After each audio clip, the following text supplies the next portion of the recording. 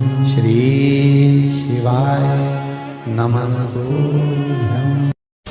और एक विश्वास के साथ आप लोगों से कहना चाहूंगा, जितने लोग आस्था पर कथा सुन रहे हो, जितने फेसबुक यूट्यूब पर सुन रहे हो, और जितने लोग मालेगांव की ये पवित्र भूमि पर बैठकर कथा सुन रहे हो, दिल से कहूं आप लोगों से, आप स्वीकार करिएगा, दुख की घड़ी में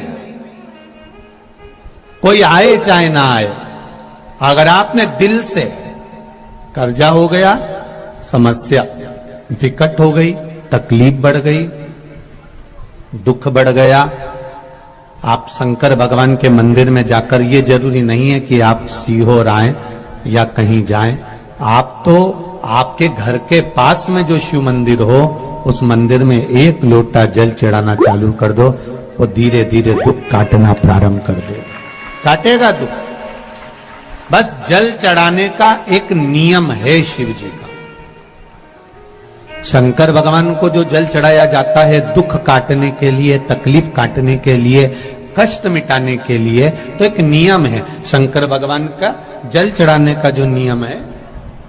जैसे ये गौल जलाधारी है, यहां से पानी गिरता है, ये शिवलिंग है। ये दो जो भगवान का पानी जहां बहकर जाता है ये गोल में से, तो यहां जो स्थान है, ये सीधे भाग पर गणेश जी विराजमान है, लेफ्ट भाग में कार्तिकेय जी है, बीच में एक मोटी सी लाइन होती है जहां सुख सुंदरी है, ऊपर से जो बूंद बूंद पानी गिर रहा है वो शंकर भगवान की 5 लड़कियां हैं, जया, विषहरा, शामलीबारी, दौतली और देव। जहां गोल भाग है, जहां शिवलिंग रखा हुआ है, ये माता पार्वती जी का हस्त कमल है, जिसको पीठिका कहते हैं।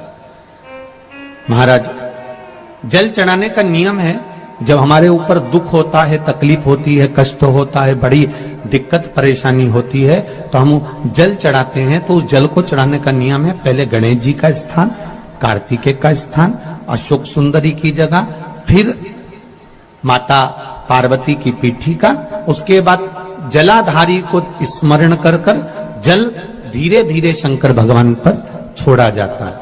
जब धीरे धीरे शिव जी पर जल चढ़ाएं, उसके बाद में आप अपने मन की कामना जब जल चढ़ाते जाएं और बाबा से कहते जाएं, बाबा रोज कामना कहने की जरूरत नहीं है, एक बार आप कामना करो और उसके बाद जल चढ़ाना प्रारंभ करो, और उसको कहना जरूर, तेरे दरबार से कोई खाली नहीं गया मेरे शंभू, मैं नहीं जानती, मैं तो इतना जानती हूं कि कंकर शंकर है और तू सुनता जरूर है। ब्रह्मा ब्रह्म लोक में है, भगवान विष्णु वैकुंठ लोक में है, पर मृत्यु लोक में मेरा देवाधिदेव महादेव है, मेरी सुनेगा जरूर। और बाबा से विनय कर कर आप आइए।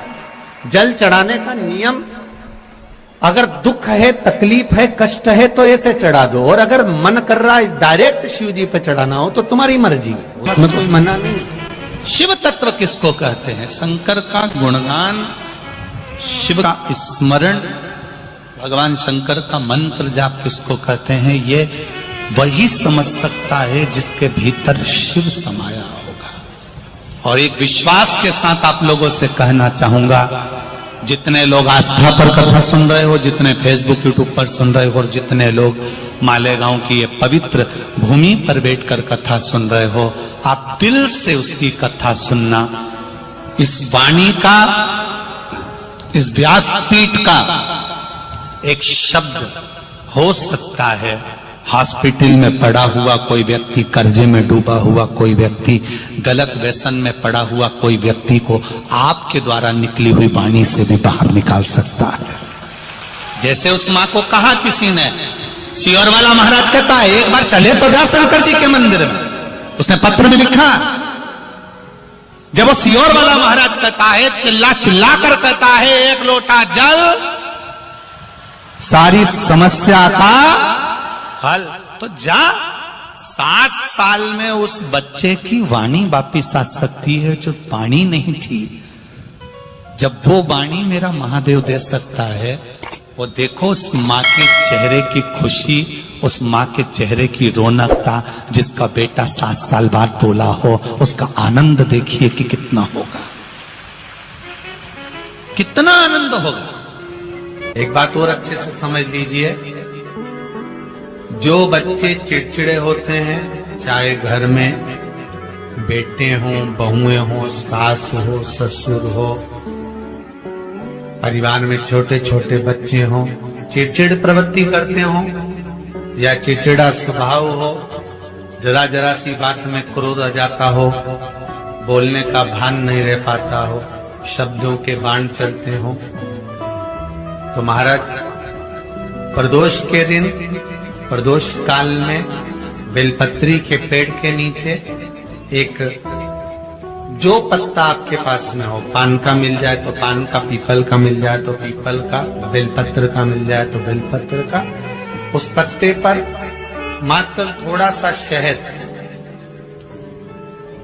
और 7 दाने चावल के रखकर घी का दिया लगा दो महाराज, और थोड़ा सा जल हाथ की अंजलि में लेकर भगवान देवाधिदेव महादेव का स्मरण कर कि इस बेलपत्री के वृक्ष के नीचे माता लक्ष्मी, पार्वती, सरस्वती विराजमान है।